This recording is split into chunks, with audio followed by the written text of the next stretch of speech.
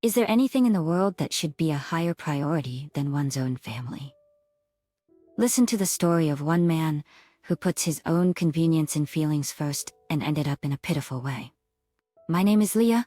I'm a 35-year-old housewife, busy every day working part-time, doing housework and raising a child. My husband Joshua is an ordinary office worker, and we have our 4-year-old daughter, Zoe. She's our princess. My daughter is growing up well, and I feel like we have a perfect life together. Our marriage is relatively happy, and I have no complaints about my husband. I thought that our days would continue to be peaceful, but my daily life was disrupted by a certain event. What? Your sister is pregnant? The news took me by surprise, because my sister-in-law had always said that she would be single for the rest of her life, and that she would be devoted to her work. She was what you would call a career woman, and I secretly respected her for that. Congratulations. What's he like? Is there gonna be a wedding soon? When I asked my husband, he looked at me like he was uncomfortable to answer. My sister's partner has a wife and kids. What? Well, my sister was more passionate about it. She knew he has married for a long time and continued the relationship anyway.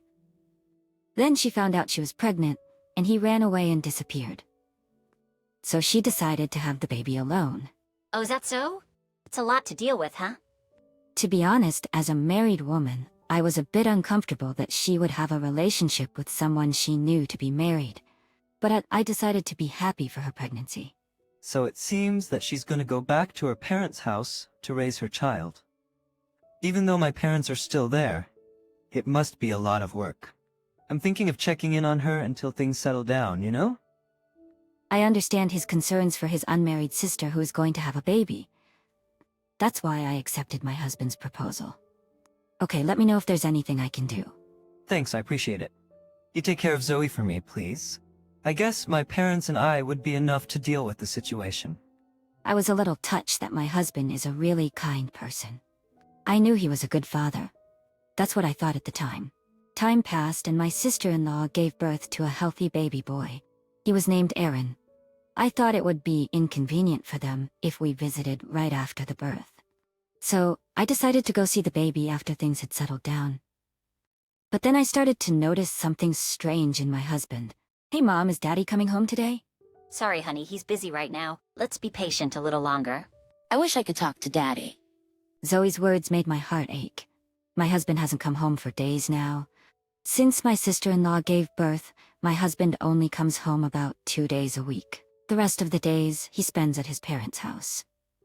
I accepted my husband's proposal, but I never imagined it would go this far. Hey Joshua, I think this is a little too weird. You should come home a little more often. Zoe misses you. I called my husband and told him right away.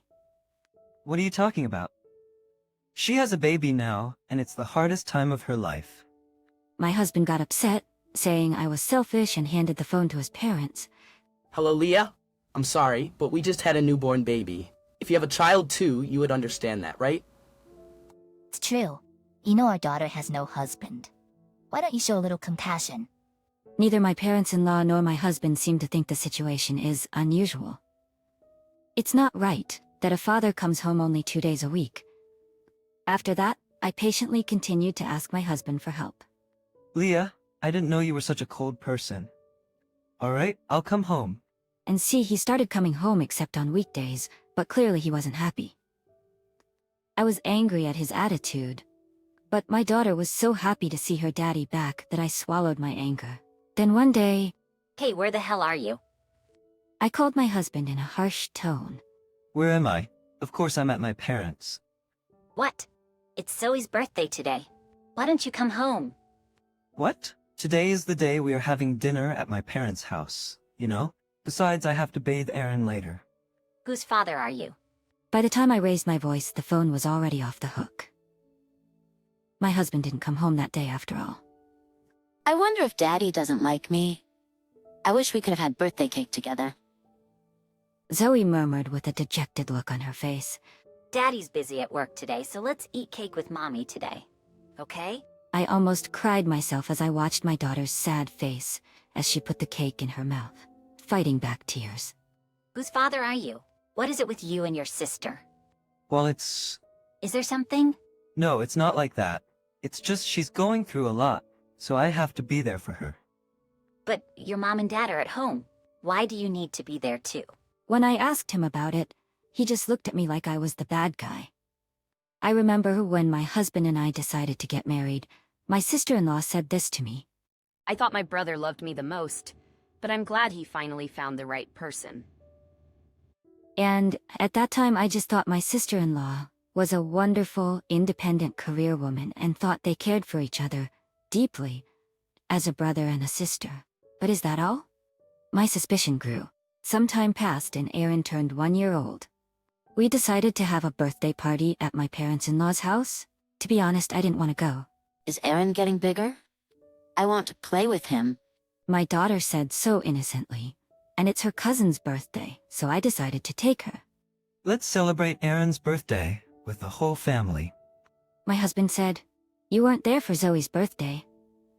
I remembered how she was sad that day, but said nothing. On the day of the party, we dressed Zoe in her favorite dress and left for my in-laws' house. My husband had gone back to his parents-in-law's house the day before, so it was just me and Zoe. After a year of this lifestyle, it had become the norm. My husband is away on a lot of business trips, and it feels like that. When we arrived at my parents-in-law's house, there was a lot of food, decorations, and presents for Aaron all lined up. Happy birthday, Aaron. Zoe showed Aaron the presents and handed them to his mother, the sister-in-law.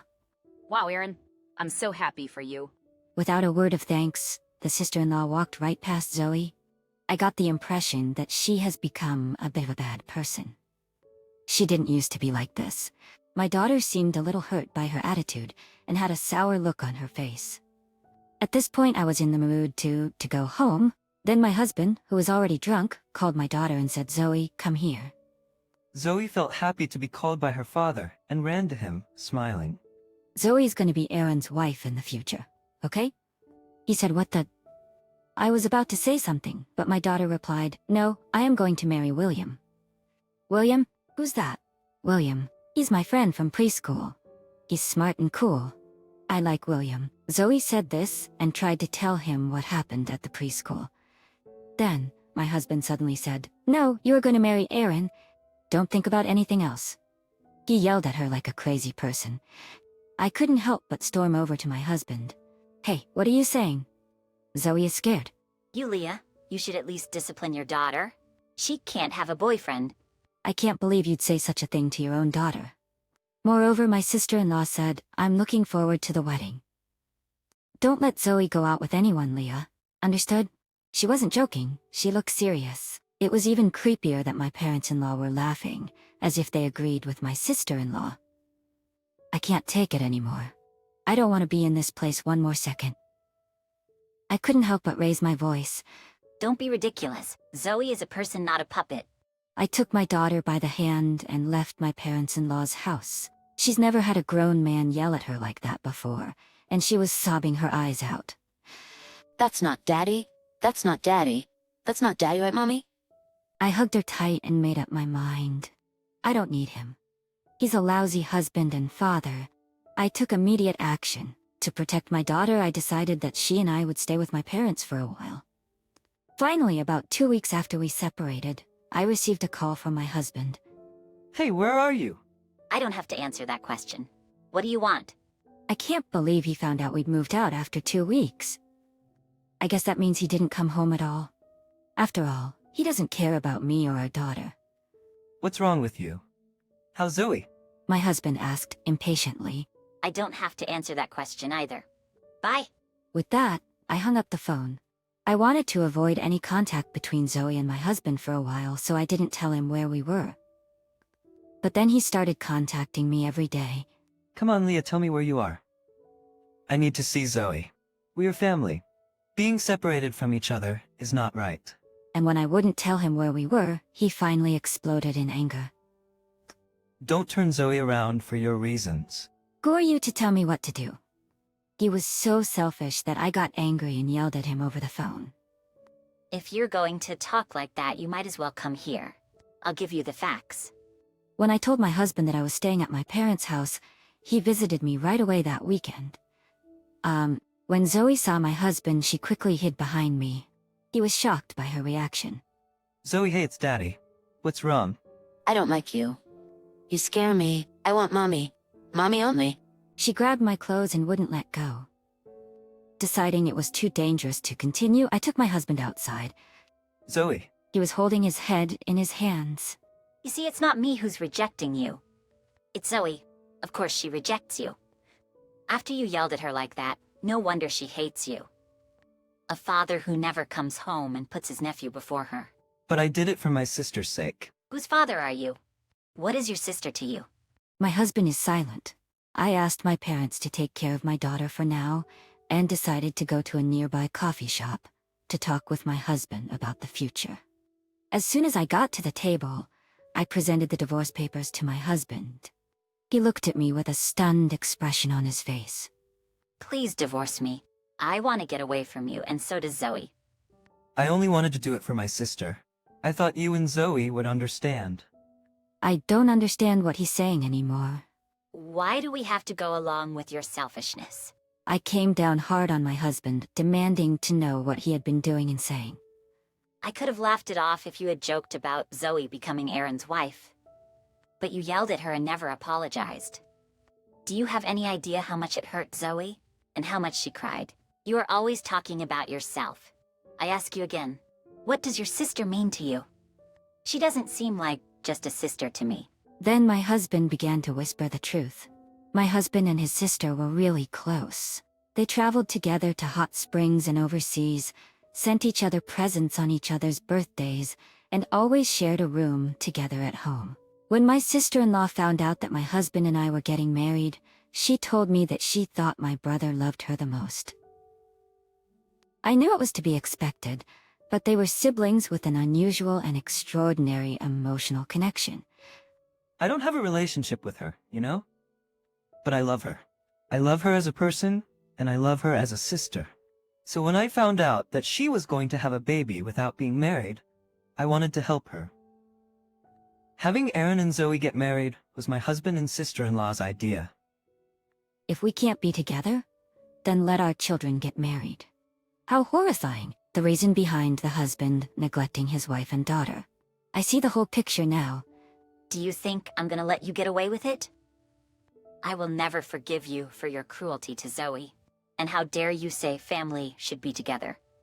My husband kept his head down and said in a quiet voice, "My sister is moving out soon. She's getting married." Huh? So you are just going to get lonely and try to make us a family again? That's not gonna happen. My husband's immediate response was to hang on to me. "Please, I'll be a good father from now on. I'll be a good husband. Please, Leah." He bowed his head. Give me a break.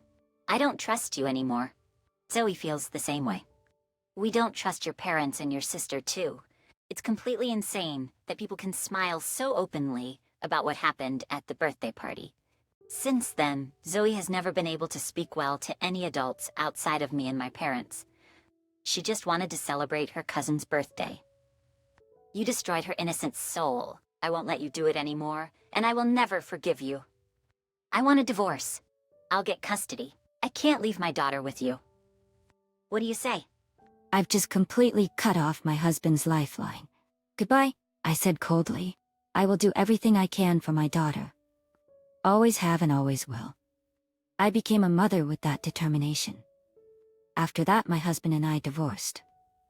I got custody of my daughter, and he's paying me monthly child support. After the divorce, he moved back in with his parents. I guess the separation from his daughter was very hard on him because he started missing a lot of work, and eventually resigned. He's now unemployed and a recluse. I know this because his parents are kind enough to tell me what's going on with him. Please give him a chance. He's Zoe's father after all. I'm not going back together with him. If I did, there's no point in getting a divorce. He had it all coming. It's not right for him to come crying to me now. There must be another reason why my husband is in such a miserable state, and it's not just the divorce. My sister-in-law, with whom he has an unusual relationship, has moved out. By the way, my sister-in-law is married to the father of Aaron, the man she had an unfaithful relationship with.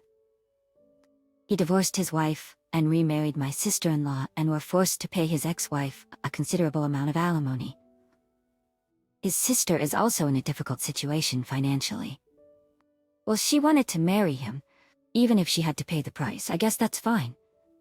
But I hear that their marriage is quickly deteriorating due to their financial difficulties.